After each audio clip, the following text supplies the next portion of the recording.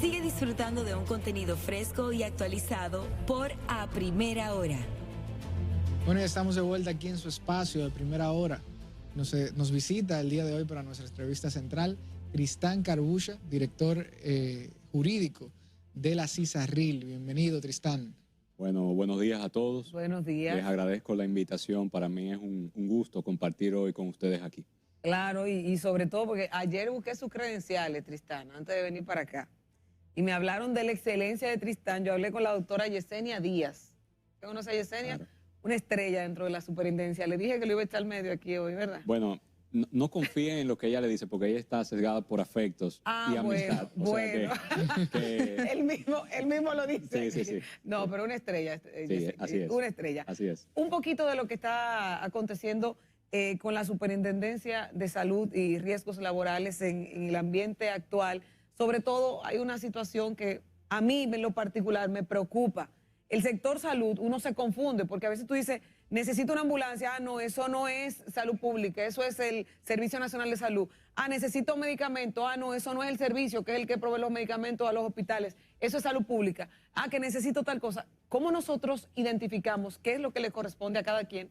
Sobre todo sintiendo que cada día más como que el Ministerio de Salud se va quedando sin funciones de las que tenía claves. Bueno, mire, como está concebido, digamos, es que el Ministerio de Salud Pública mantiene una función de rectoría dentro del sistema de salud de la República Dominicana. Este asunto muerde. Sí, no, okay. Le puede morder el corazón. El Servicio Nacional de Salud se encarga de la prestación, ¿verdad? Y lo que tiene que ver ya con el ámbito de la seguridad social, que es una dimensión jurídica distinta, ¿verdad? Que entra dentro de otras funciones. Entonces, la rectoría del Sistema Dominicano de Seguridad Social está a cargo del Consejo Nacional de la Seguridad Social y tiene órganos de control que son las superintendencias, específicamente la CISARRIL, que controla todo el componente de salud y riesgos laborales, y la Superintendencia de Pensiones, que se encarga ya del componente de pensiones. Entonces, dentro de ese esquema, nosotros, digamos, como órgano regulador, mantenemos la vigilancia sobre todo lo que tiene que ver con el seguro familiar de salud, regulamos todo lo que tiene que ver con el componente de riesgos laborales del Sistema Dominicano de Seguridad Social y vigilamos en esa dinámica, dentro de ese espectro, a los distintos actores. ¿Quiénes son? Bueno, los prestadores, dígase clínicas, médicos, vigilamos también a todos los que intervienen dentro de ese sistema de prestación que se une a la seguridad social. Yo quiero en esta parte resaltar que no todos los prestadores están, digamos, afiliados o participan de la seguridad social, pero lo que sí participan, que es la mayoría, nosotros tenemos la posibilidad de regularlos, pero no para trazar políticas públicas en salud, sino para verificar cómo ha sido y cómo está siendo su desempeño dentro del ámbito de la seguridad social. A mí, entonces, no sé si me hice entender. En esa parte a mí me gustaría preguntarte, Tristán, ¿dónde acudo yo si mi aseguradora se niega a cubrirme algún servicio que lo contempla? Por ejemplo, una resolución del Consejo Nacional de Seguridad Social, lo digo porque me pasó, pero la aseguradora se negó a cubrir ese servicio.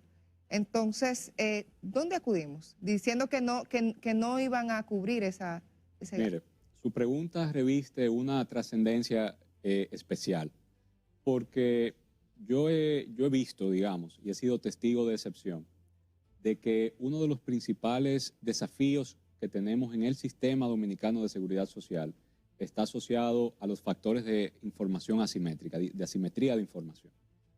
Y esa pregunta que usted tiene es una pregunta muy recurrente. ¿Qué hago ante tal o cual escenario? Y la respuesta concreta es la siguiente. Usted tiene ahí, en el Sistema Dominicano de Seguridad Social, para ambos componentes, ya sea salud o pensiones, la Dirección de Información y Defensa de los Afiliados, que es la DIDA. La DIDA, digamos, es una herramienta que tiene el usuario para recibir información, recibir rectificaciones de cuestiones que le han sido informadas, que no han sido correctas, ser un enlace entre usted y su ARS en caso de que se presenten situaciones como la que usted describe.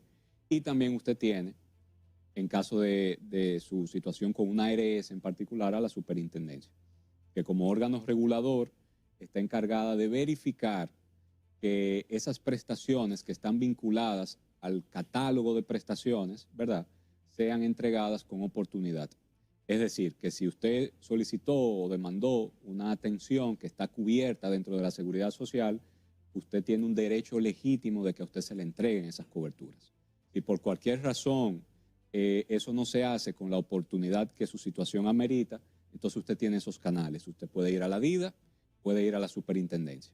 Entonces, Y se hacen los estudios correspondientes atendiendo a cada caso en particular y se toman la medida y se dan las instrucciones. ahí el único problema es, por ejemplo, cuando tú tienes un paciente diabético que necesita una angioplastía de miembros inferiores porque la circulación no le está llegando correctamente a una parte de sus miembros inferiores, entonces tú estás corriendo riesgo de amputación.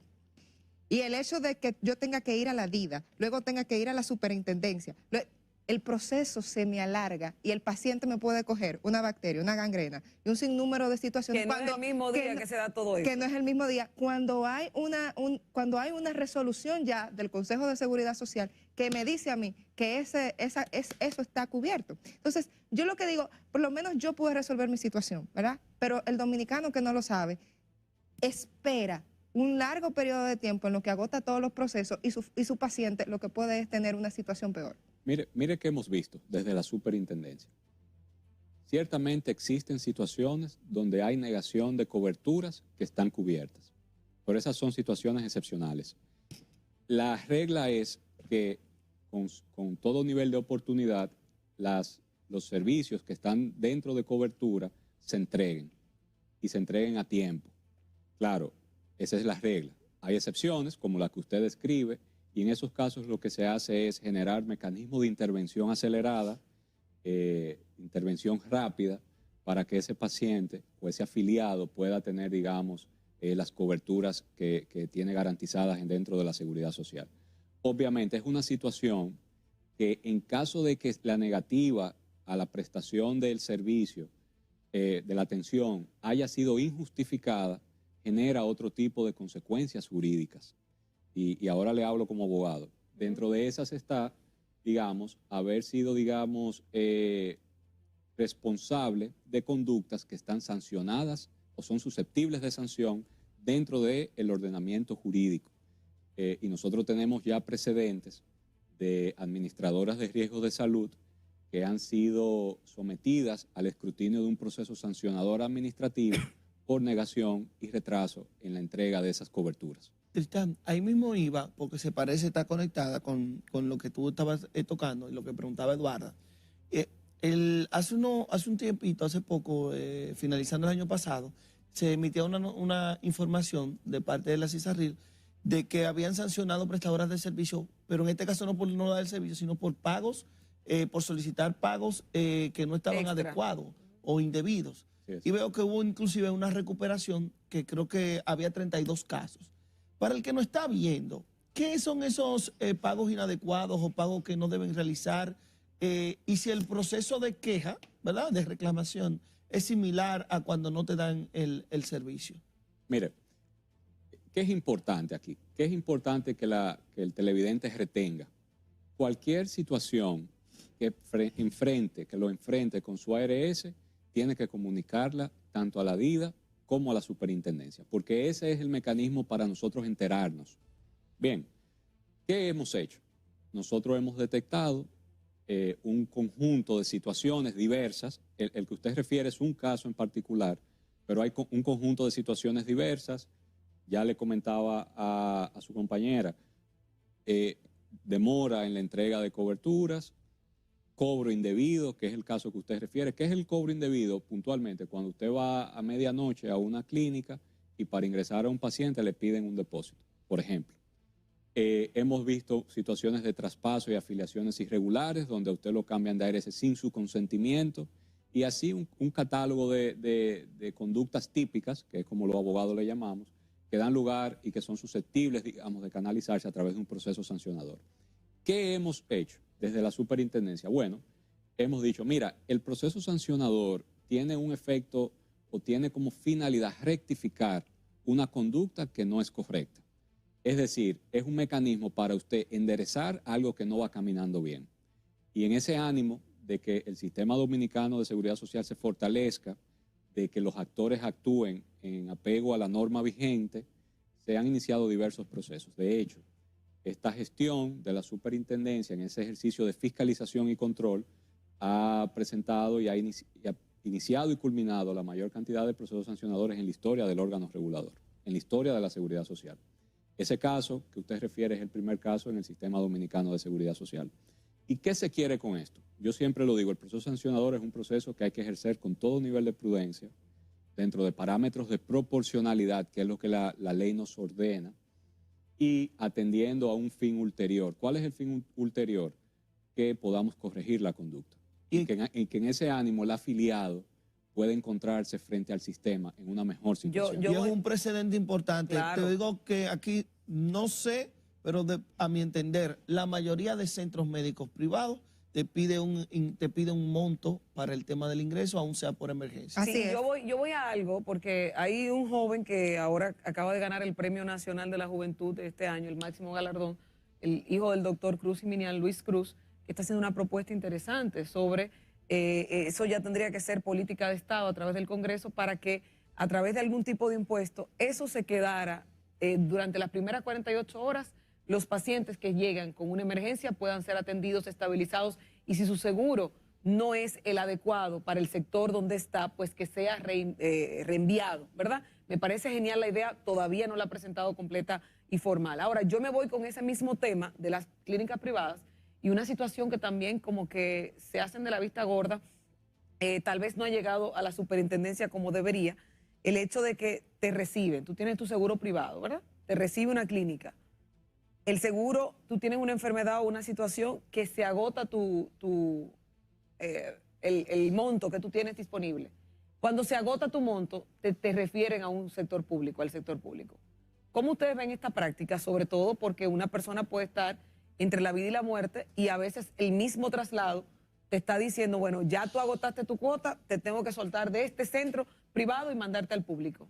Mire, hay dos cuestiones. A propósito de la propuesta de Cruz, nosotros hemos estado viendo cómo podemos generar mecanismos para gestionar adecuadamente las atenciones de emergencia. Porque la preocupación que centralmente tienen los centros de salud es que muchas veces atienden a pacientes, luego el paciente es dado de alta y ellos quedan con una situación de impago y de difícil recuperación económica. Y es cierto que la salud es un derecho fundamental, pero el sistema de salud de la República Dominicana se ha organizado con la intervención de actores privados. Y esos actores privados participan en una actividad empresarial. De manera que aquí como sistema hay que saber armonizar para ser prudente, ¿verdad? Lo que es ese derecho fundamental garantizado en la Constitución con el otro derecho que también el sistema ha aceptado, que es la intervención privada.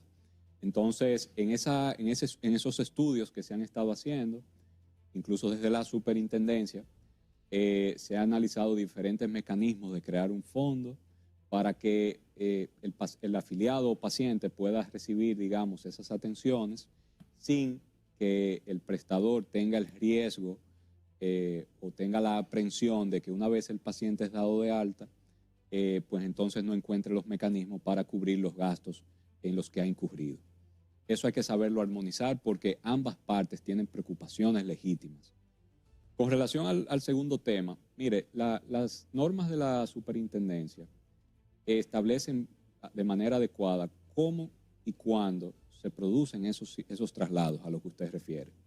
Y en ningún caso se contempla un escenario en el que el paciente pueda correr riesgo su vida. Hay situaciones en las que hay que tener condiciones de estabilidad en el paciente para que ese traslado se pueda hacer de manera segura. De manera que, y en esa dirección es que debe ir, digamos, el desarrollo de la política pública. No podemos crear incentivos para que el paciente sea trasladado de un centro privado a un centro público con riesgo, digamos, de su recuperación o de su vida. Eso no es algo que se contempla y en las normas que están establecidas y que han sido diseñadas por el regulador, eso está bastante claro. Cristian, quería primero, dar un poco de contexto previo. Este es un espacio que se ha caracterizado por abrazar causas desde el primer día. Una de las causas que hemos abrazado ha sido el tema de la salud mental, de crear conciencia en la sociedad, de tratar de romper los estereotipos.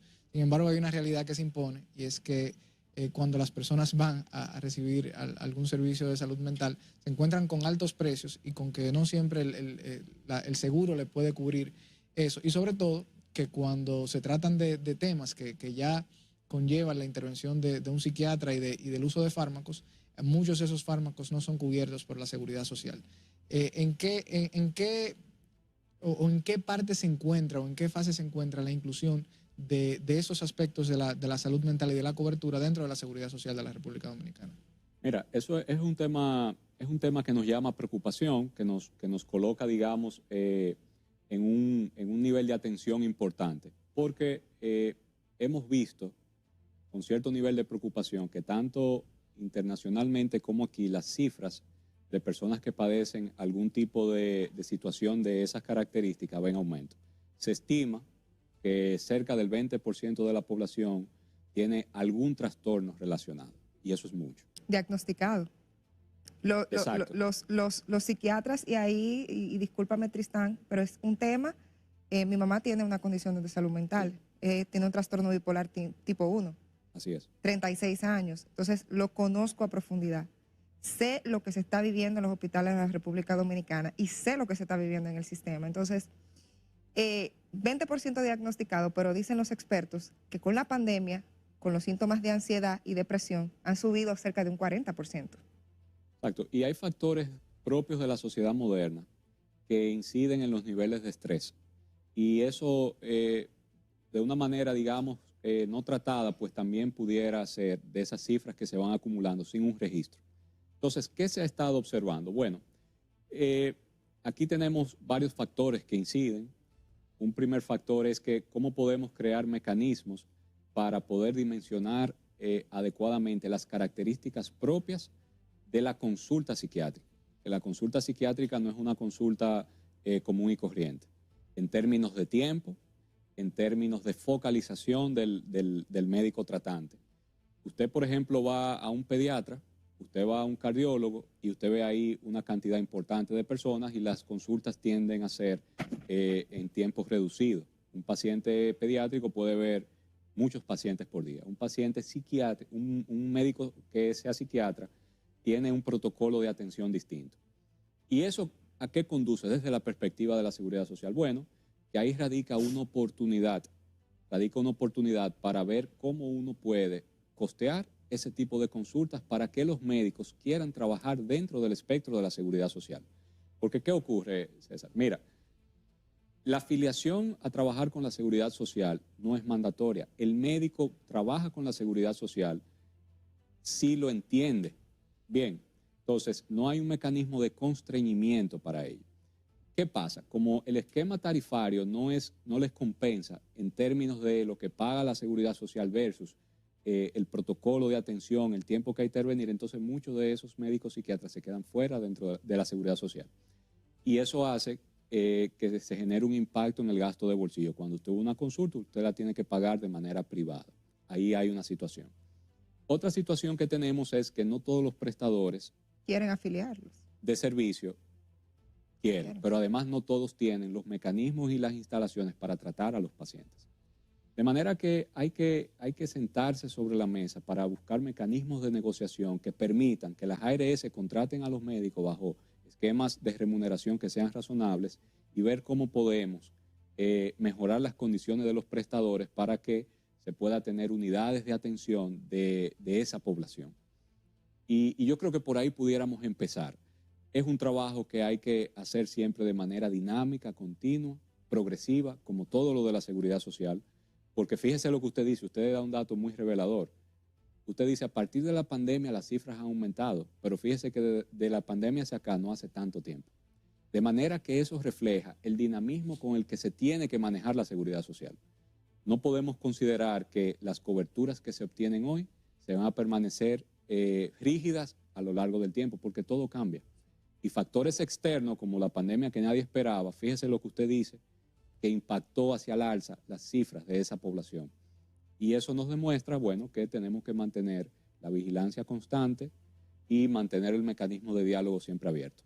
¿Qué hace, ya en la parte final, muy breve, qué hacer cuando alguna aseguradora se niega, algún seguro, se niega a introducir una persona por algún tipo de enfermedad previa que tenga la persona? ¿Qué protocolo O por la existe? edad. Una ARS. Una ARS. Una ARS Bueno. o por la edad también. Sí, ahí hay cuestiones que nosotros vemos. Miren, y reitero, creo que debe ser el mensaje central. Acudan a la DIDA, acudan a la CISARRIL. Siempre, siempre. Porque un caso y otro no son igual, no es lo mismo.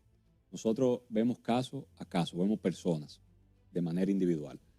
Pero ¿qué ocurre? Nosotros hemos visto y hemos tenido situaciones con las preexistencias, hemos tenido situaciones con la edad, en ocasiones hemos hecho intervenciones que han resultado y en otros casos hemos hecho intervenciones que no han sido, digamos, no han tenido un resultado inmediato.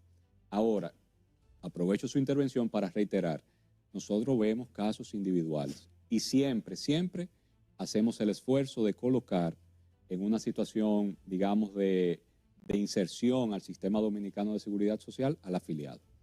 Y eso es importante desde el punto de vista del regulador.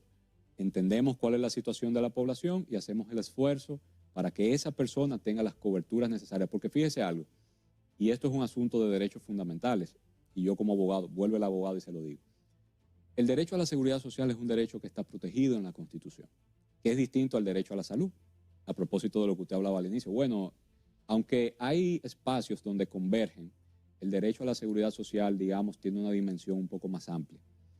Y eso está asociado a otro propósito, que es un propósito fundacional de la República Dominicana. La República Dominicana se dice que es un Estado social, democrático y de derecho. Ustedes han oído Claro eso. que sí. Pero lo primero que dice es que es un Estado social. Y una de las manifestaciones más emblemáticas de ese Estado social se consuma a través de la seguridad social. De manera que esas cosas que uno ve, y eso de lo que estamos hablando aquí, es de los propósitos mismos del Estado dominicano. Y eso es importante y eso se le da ese carácter. De manera que, reitero, señores, vayan a las instituciones. Nosotros tenemos una oportunidad de que la ciudadanía entienda las prestaciones de la seguridad social, que son difíciles de entender, porque son técnicas. Y el grueso de la población no las entiende. Y eso produce, digamos, que la percepción del afiliado frente al sistema no sea la adecuada. Bien, pero eso se resuelve yendo a las instituciones por cualquiera de las vías, hasta por teléfono, por internet, por Instagram, por donde usted quiera. Pero acuda y usted verá que su percepción y la situación suya frente al sistema va a mejorar. Bueno, gracias Tristán por acompañarnos. Muchísimas gracias, Tristán. A ustedes, Interesante. gracias por acompañarnos a lo largo de este espacio. Recordarle que estuvo con nosotros Tristán Carbucha, director jurídico de la Superintendencia de Salud y Riesgos Laborales CISARRIL. Mañana seguimos en este espacio a primera hora y esperamos contar con su sintonía.